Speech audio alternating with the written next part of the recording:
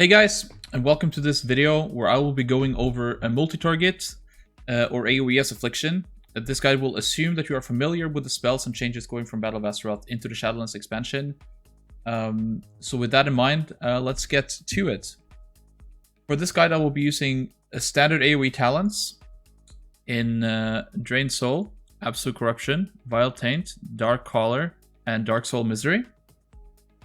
The legendary that I'm currently using is the Perpetual Agony one, which gives 20% increased chance to generate a shard every time Agony ticks. It basically just means 20% more shards, which means 20% more raptures, and we like that. The conduits that I'm currently using is Focus Malignancy. This is pretty much a guaranteed take, unless they severely nerf it in the last week of beta or early weeks of the expansion going into the raid. But this is pretty much your best conduit every time. And then Rolling Agony, which is a huge quality of life increase, which basically means that you don't have to cast Agony as many times as Sustained AoE. The first thing that you have to keep in mind when going into an AoE pack as Affliction is to play fast.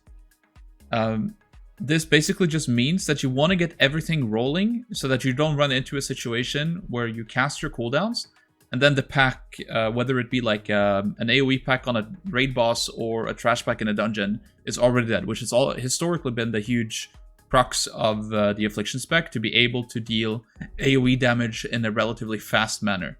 So the way to circumvent this is that you want to be casting Seed of Corruption as the tank is running into the pack. This is really important because it's a really long cast time, and if you wait for the tank to reactively pull and then you start casting, you're already like 3 seconds behind on the pull. You can gain 3 seconds of infight timer by casting Seed of Corruption as the tank is running in, and you can pretty much just keep casting it until you see the tank moving and then finish the cast. What happens after that is that you want to get your Unstable, your Unstable, your Agony, and then you press your Dark Soul almost immediately.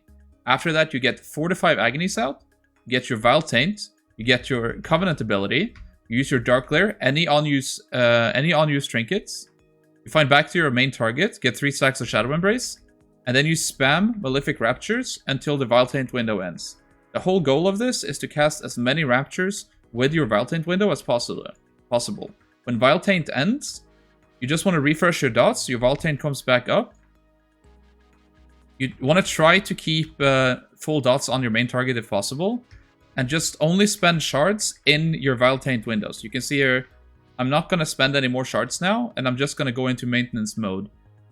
Keeping Shadow Embrace on my main target up, keeping my Agonies rolling on all targets, and then I get my Vile Taint back up.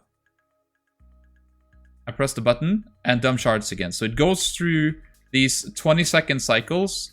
And if you have Dark Soul and Dark Glare, then you just press it to extend your Vile Taint to get a larger Vile Taint window. And that's pretty much it. Everything revolves around being able to keep Agony up on like 4 or 5 targets. Agony Shard Regen kind of tapers off after that.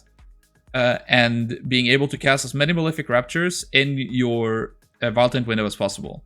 Something that you don't want to have happen, that I can show to you right now, I can force it, is you don't want to go into a situation where you cast your Vile Taint and then you have to refresh all your dots. You really want to be strict with using the time in between your Vile Taints in order to get all your dots refreshed. So if I cast Vile Taint here, then I'm suddenly forced to refresh all my Agonies in my Vile Taint window, leaving me little to no time actually pressing Malefic Raptures at the end.